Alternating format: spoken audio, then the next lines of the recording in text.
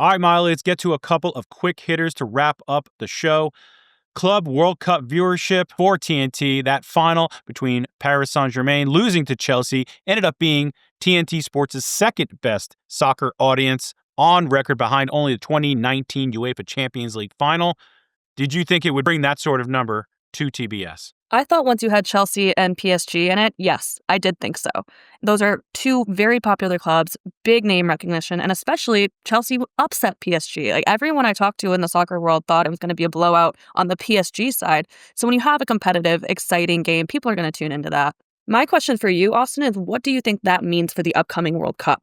Tough to say. This is obviously a unique situation with the Club World Cup. It was on TNT Sports. They only had select matches. It was a sub-license. Obviously, everything available to stream for free. Next summer, everything's going to be on Fox Sports. If Fox showed anything, it's that they can really do soccer well. Last summer, that summer of soccer we all talked about, and they just did it again. You had really good coverage around the Gold Cup, so I'm bullish on what Fox is going to deliver for a North America World Cup in 26. Fox is currently doing it. The Women's Euros are going on right now, and they just had the most watched group stage ever. They got some momentum, I think, by the U.S., even with a substandard squad reaching that final of the Gold Cup. They need to develop that sort of momentum. And those are the games in this lead up now. Some of those U.S. men's national team, either friendlies, they don't have to qualify, of course, but a lot of those are going to be on TNT Sports. People need to find TNT games, and this will help with that. Austin, another big one is NFL Commissioner Roger Goodell said the NFL has not made a decision on whether or not it's going to opt out of its current media rights deal in 2029. What do you think the smart play is here? I think the smart play is to continue to talk with your incumbent media partners. There is a lot of money to be made for all sides here. I'm not sure that the NFL wants to squeeze every last single dollar out of their media partners, but they want to get proper value. You can't have CBS paying what they are for their NFL deal being less than what NBC is now going to be paying for its NBA deal. So the NFL has to fix some of that, so I think they're going to be continuing to talk with their partners. Molly, Fox Sports 1 eliminating 3 of its talk shows. What do you make of it? I'm not that surprised, Austin. Those 3 shows are Breakfast Ball, The Facility, and Speak. They struggle to find an audience on FS1.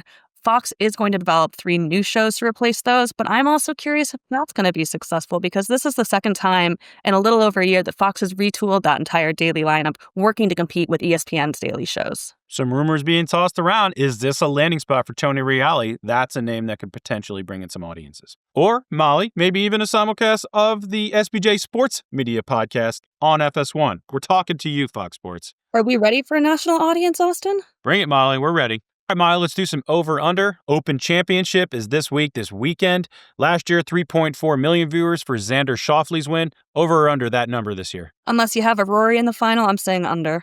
Austin, another big event coming up this weekend, WNBA All-Star. Our colleague Rachel Axon will be there. But before we give our answers over-under, we asked ESPN's Andrea Carter.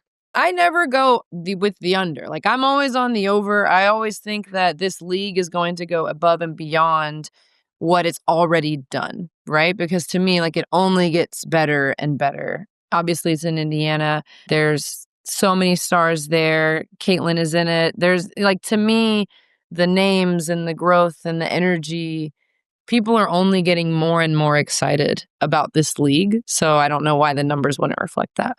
I think it'll be around the same, maybe a little under. Last year was unique. You had Team USA in that Olympic year versus WNBA All-Star. This year, you hopefully have Caitlin Clark pending her groin injury, but I don't know if that's enough to capture the novelty of last year. What do you think? I think even if you have Caitlin Clark playing, it was going to be under. With her, I think it would have been over 3 million viewers. But if the narrative going in is that Caitlin Clark is not going to be able to participate in the shooting contest, if she's not going to do any of the All-Star game, I think you're now struggling to crack that 3 million viewer threshold. So definitely down from last year. Well, we'll keep a close eye on the viewership. One thing we know that is over is this show.